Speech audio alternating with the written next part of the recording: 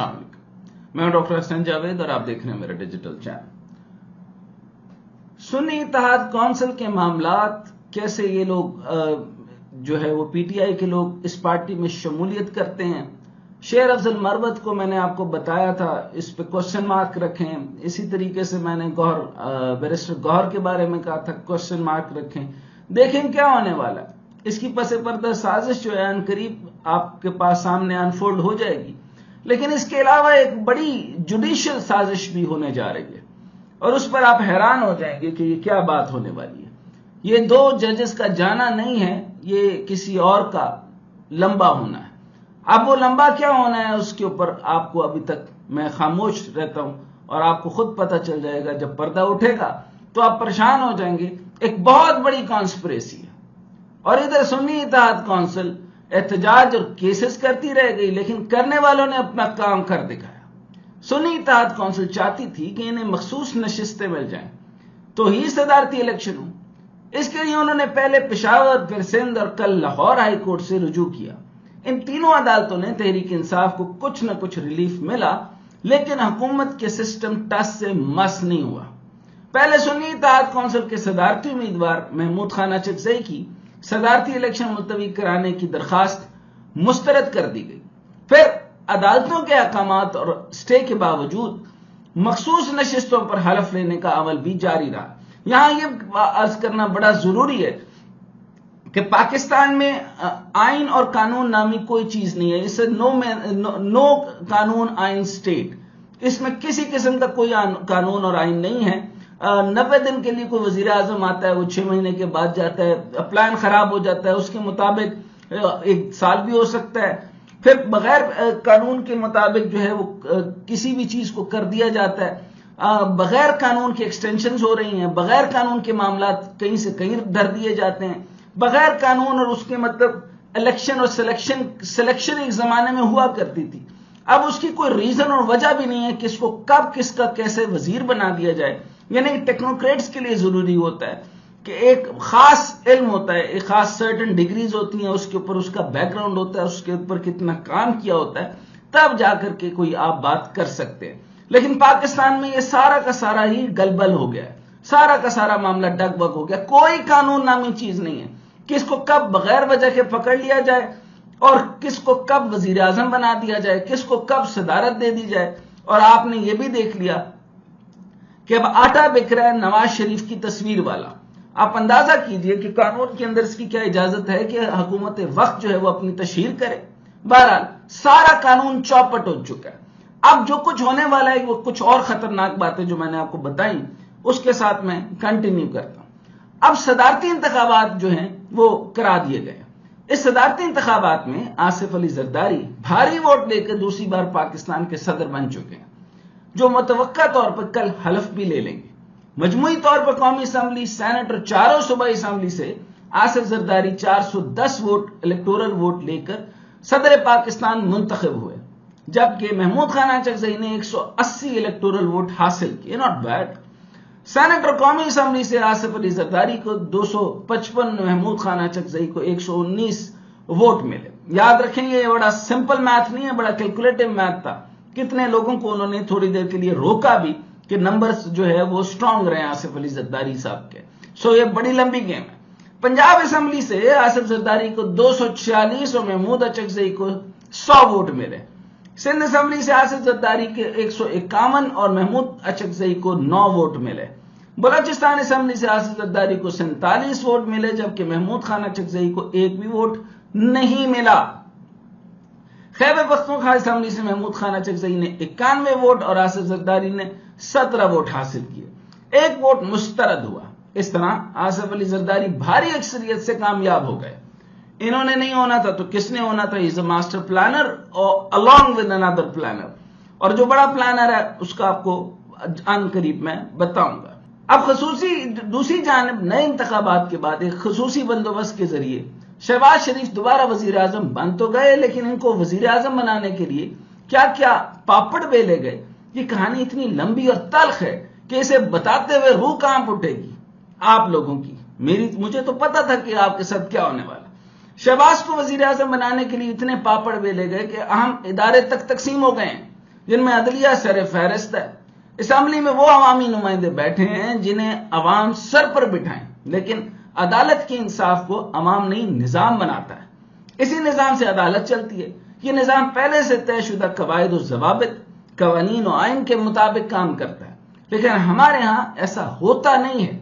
ججز کے درمیان باہمی چپکلش، یعنی آپ کو اندازہ ہونا چاہیے کہ ڈیوائیڈڈ بینچ کا نام دیا گیا، ڈیوائیڈڈ بینچ۔ آپ کو یاد ہوگا کہ قاضی فائز عیسیٰ، عمر عطا بندیال، یعنی یہ دو ڈیوائیڈز پیدا ہو چکی تھی، اور وہی ڈیوائیڈز جو ہیں وہ آگے جس کانسپریسی کی طرف جا رہے ہیں اس کا آپ کو میں اندازہ دیتا ہوں۔ اب ایک دوسرے پر یہ فکرے کسنا، خطوط لکھنا، جواب طلب کرنا، بات نہ کرنا، بینچ میں ساتھ نہ بیٹھنا ادارے کی ساکھ کے لیے نقصان دہ ہے۔ یہ ویسے بھی ہائی پروفائل کے لیے بیٹھتے ہیں، عوام کے لیے تو کبھی بیٹھے نہیں، ان کو عوام کا پتہ نہیں، عوام کس مصیبت میں، انہوں نے ایڈیشنل سیشن ججز کا حالات پتہ نہیں، لاہور ہائی کورٹ کے اندر کتنی عورتیں ذلیل و خوار ہو رہی ہیں اپنے بچوں کی کسٹڈی کے لیے، کتنے مرد اپنے معاملات اور ڈومیسٹک معاملات کے لیے تڑپ رہے ہیں، ان کو پتہ نہیں، کتنے جائیدادیں لوگوں کی ضبط ہو رہی ہیں، کتنوں کے ساتھ بدماشیاں ہو رہی ہیں، منشا بم ٹائپ لوگ پیدا ہو رہے ہیں اور لوگوں کی زمینوں اور جائیدادوں کے اوپر حملے ہو رہے ہیں۔ کوئی آدمی جو ہے وہ عدالت سے، لوگوں نے نمازوں میں دعا کرنا شروع کر دی ہے، یا اللہ تھانے نہ جانا پڑے اور عدالت تو بالکل نہ جانا پڑے، کیونکہ اللہ تیری عدالت سے تو کچھ مل سکتا ہے، اس عدالت سے سوائے نقصان، مزید نقصان، اوپر سے وکلا کی فیس کے علاوہ کچھ نہیں ہوگا۔ یا اللہ صرف ان دو چیزوں سے بچا لے تو زندگی میں بے شک روٹی نہ دے۔ یہ حالت پہنچ گئی ہے آپ کی عدلیہ کی۔ اب پھر آپ بات کرتے ہیں کہ عدلیہ کی عزت، پھر عدلیہ کی عزت کیسے ہوگی؟ آپ بتائیے کہ عدلیہ کی عزت ہو کیسے؟ عدلیہ تو غریب کے لیے نہیں ہے، عدلیہ کے غریب عوام چیخ چیخ کر عدلیہ کو پکار رہی ہے۔ قاضی صاحب غریب کو نہیں سنتے، ہائی پروفائل کیسز سنتے ہیں، اونلی ہائی پروفائل کیسز۔ بہرحال یہ سارے معاملات ان کے الگ، بینچ میں ساتھ نہ بیٹھنا، ادارے کے ساتھ کا بیڑا غرق کرنا، آپسی خلش کا یہ ماحول کھلی عدالت میں بیٹھ کر میڈیا، حکومت اور وکلا کے سامنے لے آنا تو ادارے کی غیر جانبداری پر سنگین سوال ہے۔ ویسے تو پاکستان بننے کے فوری بعد ہی چیف جسٹس محمد منیر نے قوم کو نظریہ ضرورت کا تحفہ دے کر عدالت کو متنازع بنا دیا تھا، لیکن اعلیٰ عدلیہ کے ججز کی اندرونی کھینچا تانی کی کہانی ابھی بھی ویسی ہی چل رہی ہے۔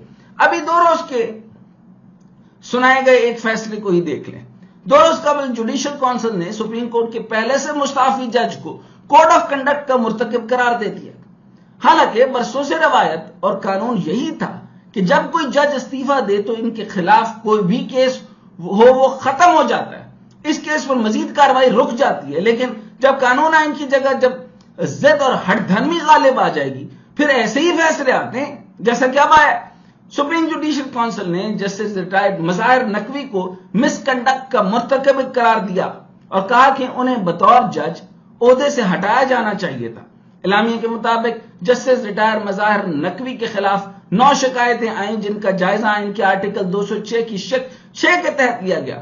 اور اس ساری گفتگو کے شروع کرنے سے پہلے میں آپ کو بتاتا چلوں کہ پہلے جو ہے نواز شریف صاحب ججز خریدا کرتے تھے، اب یہ وہ ججز جو عمر عطا بندیال صاحب کا پورا گروپ تھا، ان لوگوں نے نواز شریف سے بکنا بند کر دیا، تو نواز شریف نے پیسے لگا کر ان کو ذلیل اور رسوا کرنے کے لیے مزید ہتھ کنڈے نکالنا شروع کر دیے، اور اب یہ بدلہ اب یہ ججز سے لے رہا ہے کہ ان کی جرت کیسی ہے کہ انہوں نے ان کو تنگ کیا، ان کی جرت کیسی ہوتی ہے کہ ان کے اوپر ریفرنس دائر کیے جائیں، ان کی جرت کیسے ہو کہ ہمارے خلاف کیس بنے، اور نیب جڑ سے اکھاڑ کے پھینک دی ان کی جرت، ان کی مجال کیسے ہوئی، ان کی مجال کہ یہ ہمارے پہ کیس بنائیں گے، یہ تو فرعون وقت ہیں، of course in per case کیسے بن سکتا ہے۔ سپریم کورٹ کونسل نے سابق جج مظاہر علی اکبر نقوی کے خلاف رائے دے دی، اور اب سپریم جوڈیشل کونسل کی رائے پہ صدر مملکت کارروائی کے مجاز ہے۔ اس کو ڈیٹیل میں بتاتا ہوں کہ مظاہر اکبر نقوی کے ساتھ رولا کیا تھا۔ کونسل نے اپنی رائے منظوری کے لیے صدر مملکت کو بھجوا دی ہے۔ اس کے علاوہ سپریم جوڈیشل کونسل نے اپنے رول 5 میں ترمیم کر دی ہے۔ رول 5 میں ترمیم کے بعد الزامات پر وضاحت دینے کا حق ججز کو دے دیا گیا ہے۔ اعلامیہ کے مطابق ججز اگر کوئی وضاحت جاری کریں تو اسے شہرت حاصل کرنے کے لیے کیا گیا اقدام قرار نہیں دیا جائے گا۔ وجہ اس کی یہ ہے کہ قاضی صاحب کو بہت شوق ہے تشریف لانے کا اور تشہیر کرنے کا، اور وہ اپنے من پسندیدہ کسی جرنلسٹ کو بلا لیتے ہیں اور کہتے ہیں ہاں کیا ہوا، مجھے تو نہیں پتا فلاں چیز کا، اچھا اوکے، میرا خیال ہے پاکستان کہیں نہیں رہے گا تو ان کو کچھ بھی پتہ نہیں ہوگا. اچھا کیا ہوا, کوئی بات نہیں, ہندوستان بن گیا, نو پرابلم. اس کیس کے پس منظر دیکھیں تو ہمیں بہت حیرت انگیز چیزیں دیکھنے کو ملتی. رواں سال 10 جنوری کو سپریم کورٹ کے جج جسٹس مظاہر علی اکبر نقوی نے استعفیٰ دے دیا تھا, جس کے بعد یہ کارروائی رک جانی چاہیے تھی. لیکن 11 جنوری کو کونسل کے اجلاس میں چیئرمین کونسل اور چیف جسٹس قاضی فائز عیسیٰ نے کہا کہ اگر کوئی جج سپریم کورٹ کے ساکھ کو تباہ کر کے استعفیٰ دے جائے تو کیا اس سے ہمیں خطرہ نہیں ہوگا, کیا ادارے کی ساکھ داؤ پر نہیں لگے گی. آپ کے پچھلے جسٹس صاحب نے, جو قاضی صاحب نے پچھلے کچھ ابھی ججمنٹس دی ہیں, اس سے قوم کو کتنا بڑا نقصان ہوا ہے, اور کون نہیں کہاں نقصان ہوا ہے اس کا ذکر میں کرنا نہیں چاہتا, ساری دنیا کو پتا ہے. یوں انہوں نے خود سے یہ کارروائی جاری رکھی اور اب اس فیصلہ سنا دیا. یہاں سوال یہ ہے کہ مظاہر علی اکبر نقوی پر الزامات کیا تھے؟ ابھی تک آپ کو ڈیفائننگ مومنٹ پتہ ہی نہیں ہے. آپ کہہ رہے ہیں اثاثہ جات یہ وہ فلاں فلاں فلاں. بھائی ایسے نہیں ہوتا, اثاثہ جات تو ساروں کے کھولو نا. پھر تو قاضی فائز عیسیٰ صاحب کے جو ہیں وہ سارے کے سارے اثاثہ جات کھولے جائیں. یہ وجہ نہیں ہے. مظاہر علی اکبر نقوی پر الزامات کیا تھے اور اس پر یہ الزام لگائے کیوں گئے, اس کو پکڑا کہ وجہ سمجھو. کہانی کچھ یوں ہے کہ فروری 2023 میں پہلے 2 آڈیو لیک ہوتی ہیں. اب یہ بیسک ریزنز بتانے والا ہوں. ایک آڈیو میں پرویز الہی اور مظاہر نقوی کی گفتگو سے متعلق ہوتی ہے, جبکہ ایک آڈیو مظاہر علی اکبر نقوی اور اس وقت کی چیف جسٹس سمرتا بندیال کی بیگم کے درمیان ہونے والی گفتگو سے متعلق تھی. اس کے بعد بجائے بات کی تحقیقات کرنے کے آڈیو لیک کیسے ہوئی اور کس نے کرائی, یعنی ججز کا یہ حالت ہے کہ ان کے ڈومیسٹک معاملات کے اندر ان کی جو ہے وہ ٹیپ ہو رہی ہیں, ان کی کالز. اس کے برعکس جسٹس ریٹائرڈ مظاہر نقوی کے خلاف ناجائز اثاثوں اور مس کنڈکٹ پر ریفرنس دائر کر دیا گیا. آپ کو بڑے اچھے سے پتا ہوگا کہ دونوں بیگمات کے درمیان میں خان صاحب کے متعلق گفتگو ہو رہی تھی.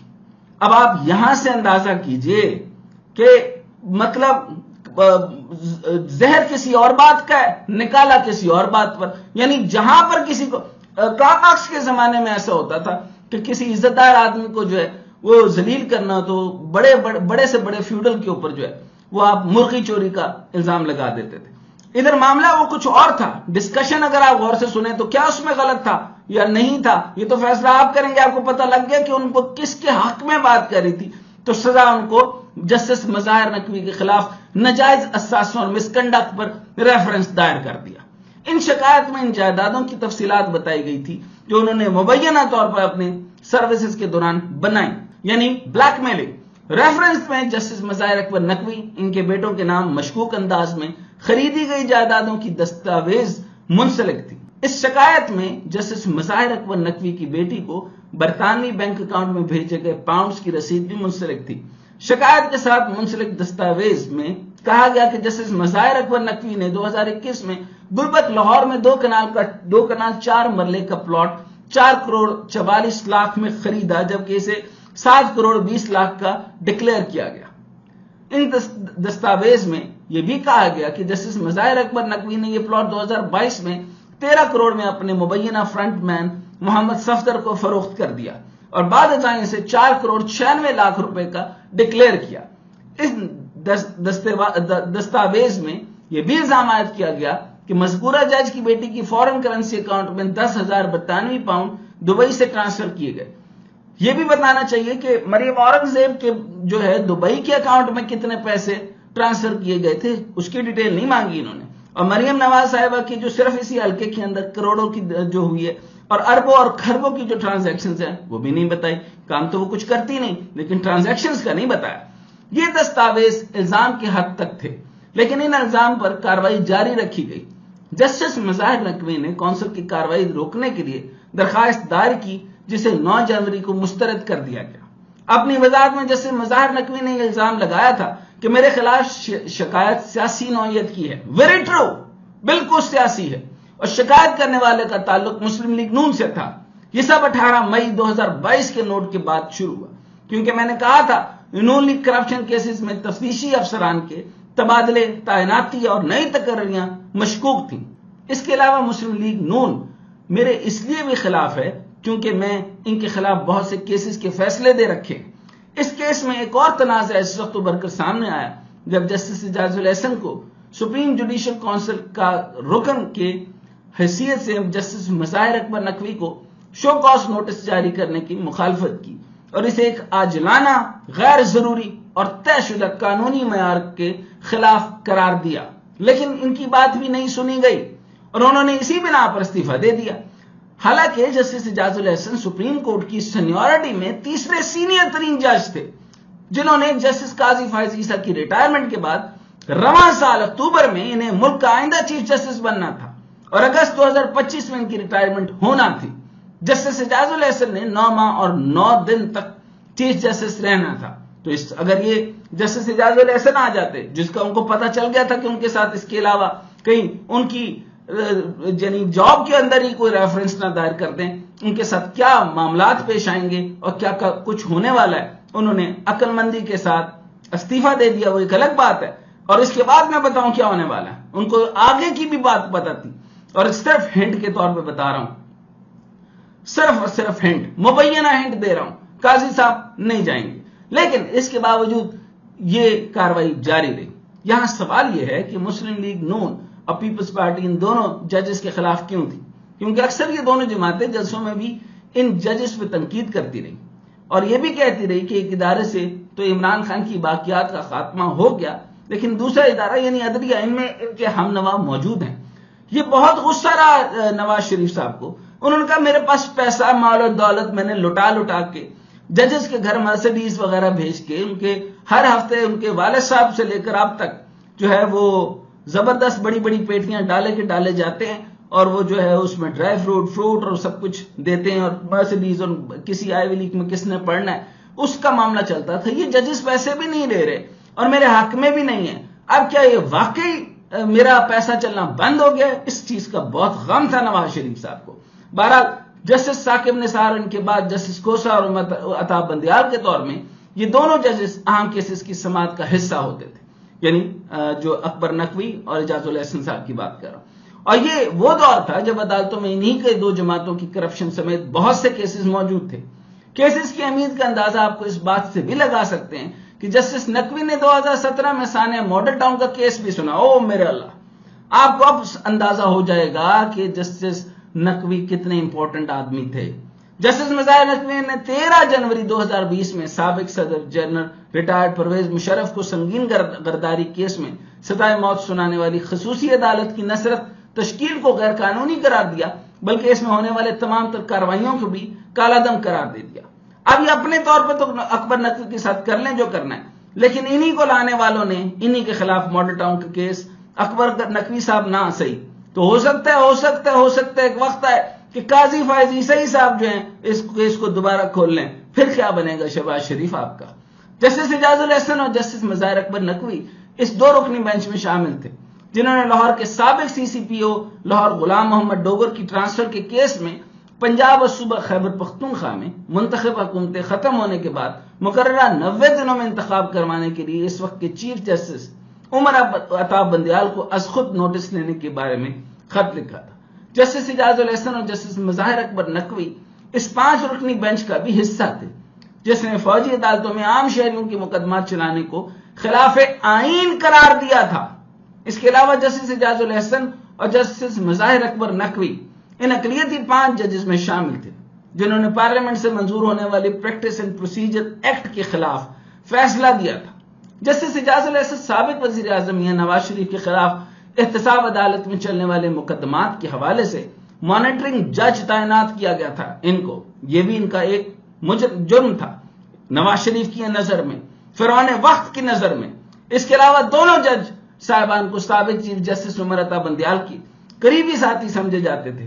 سابق چیف جسٹس نے جتنے بھی بینچ تشکیل دیے ان میں اکثر جسٹس اعجاز الاحسن شامل ہوتے تھے۔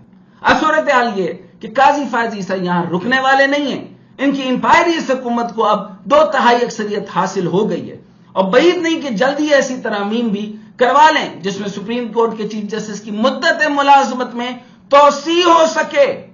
ہنٹ دیا تھا، بتاب دیا، سمجھو خبر ہے لیکن مبینہ، جس سے براہ راست خود قاضی فائز عیسیٰ مستفید ہوں گے۔ آپ کو یاد تھا کہ پورا بینچ اسمبلی نہیں آیا تھا اور یہ گولڈن جوبلی منا رہے تھے، لیکن جسٹس قاضی فائزی صاحب پوری طاقت کے ساتھ آئے، تمکنت کے ساتھ آئے، تقریر بھی فرمائی اور ان کو کہا کل کہ آپ کے ہماری عدالت میں آپ کے کیس لگیں گے۔ کیسے لگیں گے؟ زرداری صاحب نے آپ کو اتنا آگے لے گئے، کیسے لگیں گے؟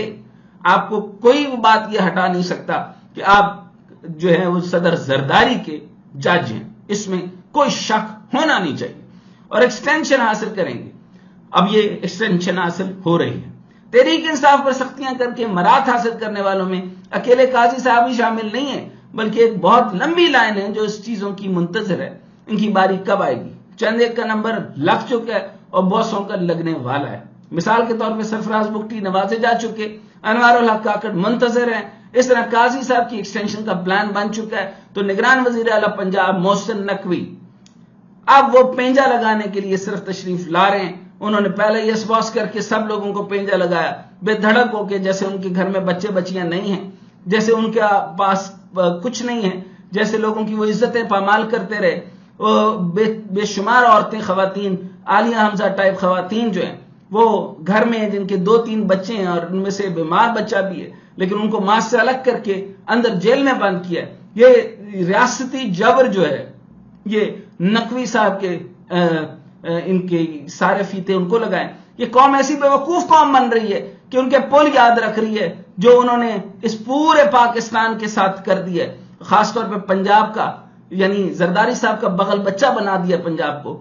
وہ اب اس چیز کو دیکھ ہی نہیں رہے اور سیاست کی بساط لپیٹی جانے والی ہے، اور پھر ایک اور نیا قانون چلے گا، یعنی 224 بھول جائیے، آئین بھول جائیے، الیکشنز بھول جائیے، عوام بھول جائیے۔ آپ کے اوپر ایک ایسا راج لگے گا، اس کو ڈنڈا راج کہیں گے، اور وہ راج جو ہے وہ ابھی تک تو صحیح میں ویٹ کر رہا ہوں، I am waiting for the right general still.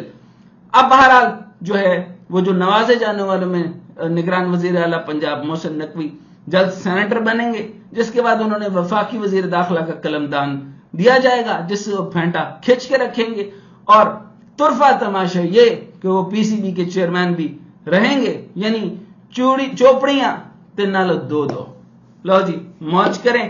سو سادہ بات یہ ہے کہ آپ کا کچھ نہیں ہو سکتا۔